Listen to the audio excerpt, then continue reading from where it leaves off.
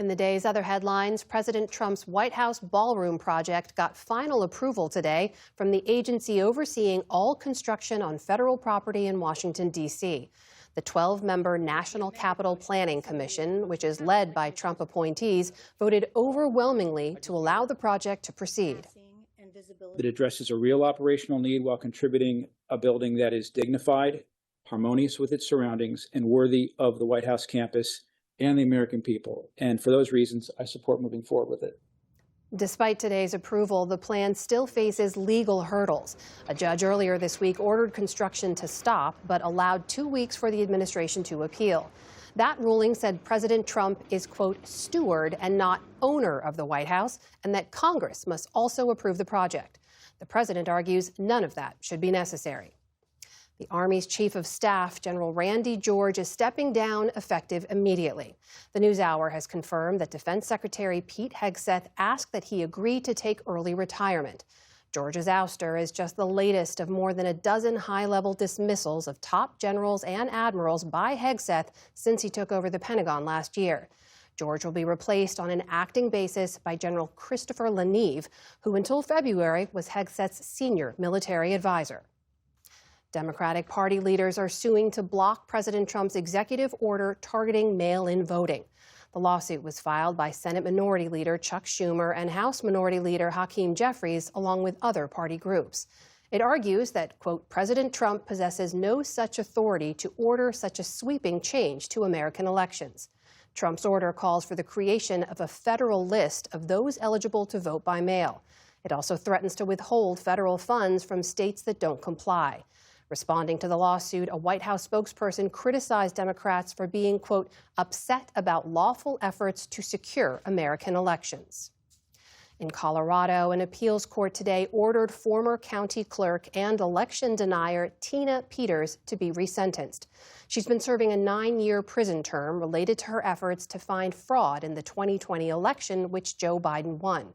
The judges today said that her continued promotion of election conspiracies should not have been a factor in her sentencing in 2024, saying it violated her free speech. But they also rejected President Trump's attempt to pardon Peters since she remains convicted of state crimes.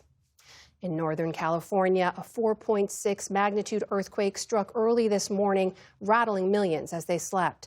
The quake struck near the small mountain town of Boulder Creek, but was felt up to 100 miles away, including around San Francisco. There have been no reports of serious damage. In the meantime, a more serious quake struck clear across the globe today in Indonesia. The kids were shouting, "Mom, Mom, come down quick." So we went downstairs, found the emergency stairwell, and hid in a storage room. The 7.4 magnitude quake sent this hospital patient and her family scrambling for safety. Many more fled their homes and public spaces as dozens of aftershocks followed. The quake toppled parts of buildings into streets and caved in roofs and ceilings. At least one person was killed. The earthquake originated underwater, generating a small tsunami, but authorities say that danger has now passed. The Trump administration said today it will impose a 100% tariff on some imported pharmaceuticals. But companies can avoid the new levies by agreeing to lower prices or by establishing new factories to serve the U.S. market. That's one of 2 executive orders signed by President Trump today, with the other focusing on metals. The U.S. is revamping the way it assesses tariffs on foreign steel, copper, and aluminum, with the stated aim of simplifying the system for U.S. companies. Today's steps are the administration's first such moves since the Supreme Court ruled in February that the president's sweeping global tariffs were illegal. They also come exactly 1 year to the day since President Trump rolled out those worldwide tariffs on what he called Liberation Day. That included tariffs on many of America's closest trading partners. Despite largely being struck down, their broader economic and political impacts are still playing out. In the meantime, on Wall Street today, it was Iran, not tariffs, that was top of mind for investors.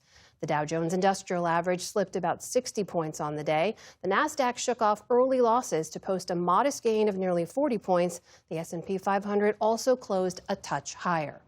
And the world's oldest land animal, Jonathan the tortoise, is alive and well after reports of his death spread on social media yesterday.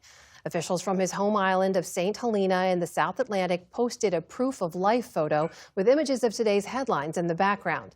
Condolences had poured in yesterday after an ex-post claiming to be from Jonathan's veterinarian announced he had died.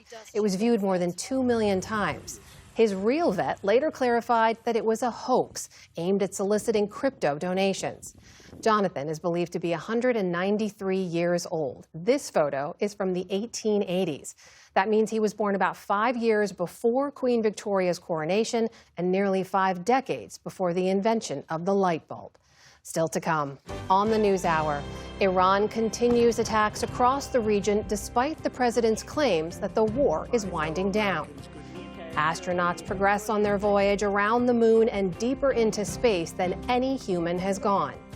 And Judy Woodruff explores how the No Kings protests fit into America's history of protest. This is the PBS News Hour from the David M. Rubenstein Studio at WETA in Washington, headquarters of PBS News. Support journalism you trust. Support PBS News. Donate now, or even better, start a monthly contribution today.